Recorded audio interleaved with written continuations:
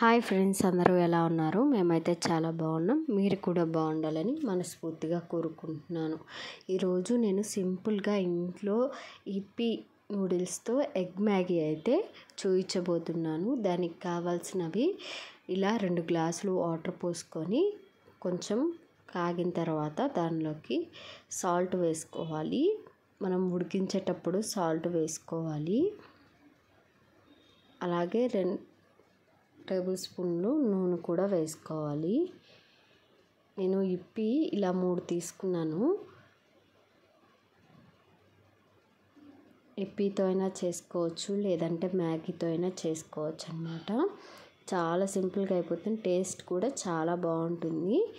ఇలా నీళ్ళు కొంచెం తెరులుతున్నప్పుడు మనం ముందుగా తీసుకున్న ఈ మ్యాగీని కూడా వేసేసుకోవాలి.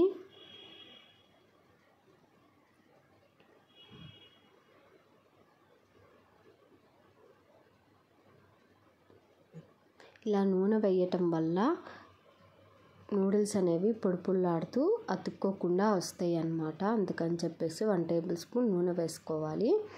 ఇలాగా ఒక 70% ఉడికిన తర్వాత ఈ నూడిల్స్ని వాటర్లో తీసి సపరేట్ ప్లేట్లో పెట్టుకోవాలి. వాటర్ అనేవి లేకుండా పక్కన పెట్టుకోవాలి. మనకి ఒక 70% ఉడికితే సరిపోతుంది. చూడండి, ఆయిల్ వేయటం వల్ల ఎంత పొడిపుల్లాడుతూ బాగా వచ్చాయో. ఈ విధంగా ఉడికించి పక్కన పెట్టుకోవాలి. మీరు ఫ్యాన్ కిందైనా పెట్టుకోవచ్చు. ఇవనేవి పూర్తిగా ఆరిపోవాలి.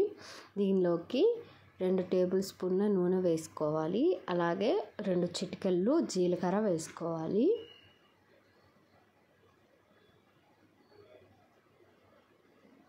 ఇలాగ జీలకర్ర కొంచెం వేగిన తర్వాత సన్నగా ముక్కలుగా కట్ చేసుకున్న ఉల్లిపాయ ముక్కలు కూడా వేసుకోవాలి.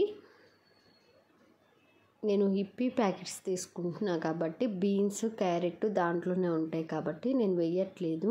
మీరు మ్యాగీ తీసుకునే పని అయితే కొంచెం క్యారెట్, క్యాబేజ్ వేసుకోవచ్చు. బాగుంటుంది టేస్ట్ అనేది. ఇక్కడ ఎటువంటి సాసులు ఉపయోగించకుండా నేను మ్యాగీ అయితే తయారు చేస్తున్నాను. సింపుల్గా అయిపోతుంది ఎగ్ మ్యాగీ. ఇలా కొంచెం ఉల్లిపాయలు మగ్గిన తర్వాత 2 గుడ్లు ఇలా పగలగొట్టుకొని వేసుకోవాలి. ఒక 2 నిమిషాల పాటు మీడియం ఫ్లేమ్లో పెట్టి వదిలేయాలి.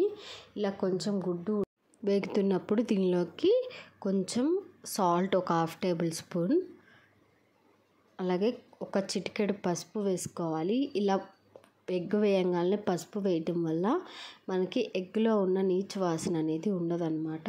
అందుకని చెప్పేసి ఒక్క చిటికెడు వేసుకుంటే సరిపోతుంది. ఇలా చిన్నగా కలుపుకుంటూ ఫ్రై చేసుకోవాలి.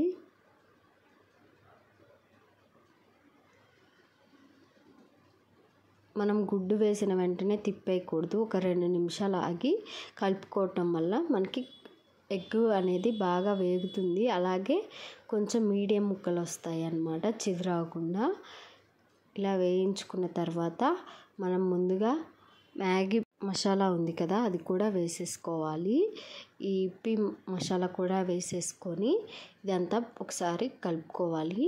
నేను ఇక్కడ ఒక 1/2 టేబుల్ స్పూన్ దాకా కారం అయితే వేసానన్నమాట.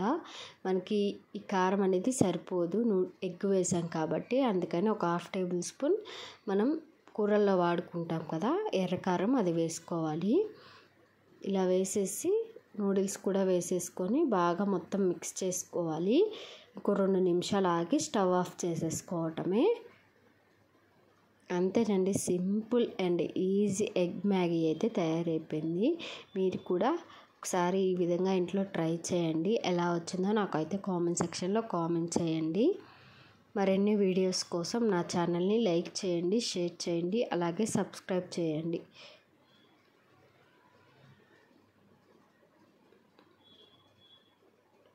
Thank you for watching.